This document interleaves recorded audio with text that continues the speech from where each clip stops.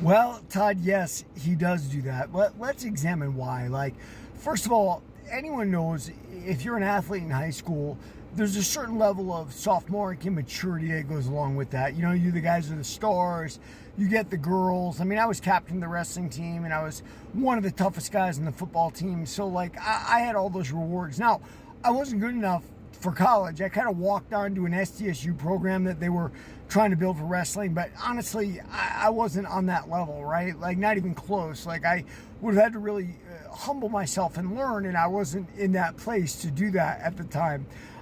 But so Gilbert and Jake, they met at San Francisco State University Wrestling.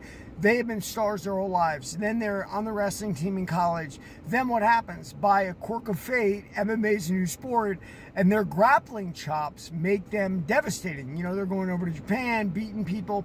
And what happens with immaturity? Well, we don't mature when we're not forced to, right? Like when life is going great for us and we're superstars, we tend to be very immature.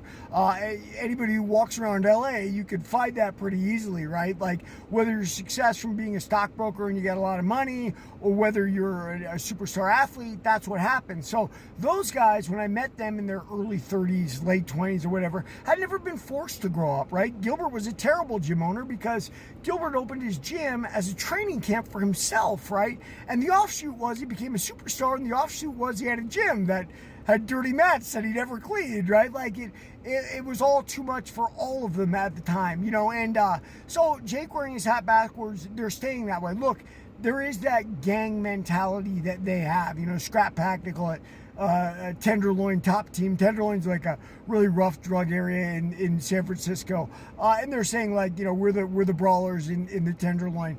You know, guys, where does gang mentality come from? It comes from being insular. Jake's got a few close friends, obviously Gil, Nick, and Nate being among those, right? That's who they are. And they're very wary of outsiders. And they got a whole bunch of hangers-on, right, that love them because of who they are as stars. And so, yeah, they never had to mature. They're still those kids that, you know, were in high school and were superstars, and they've continued that going into their life. You know, listen, it is what it is, man. We all have roads. Like, I was forced to mature when I went to prison, right? Like twice. You're gonna mature in there real quick, or guess what? You're gonna get shanked. And so I matured very quickly. I learned about life. I learned how to read people and understand people. And I knew when I showed up at the Scrap Pack that they were going to ostracize me because, you know, I wasn't one of the cool kids and I disrupted their feng shui. But the fact that they found me terrible is absolutely laughable. But that's what people do.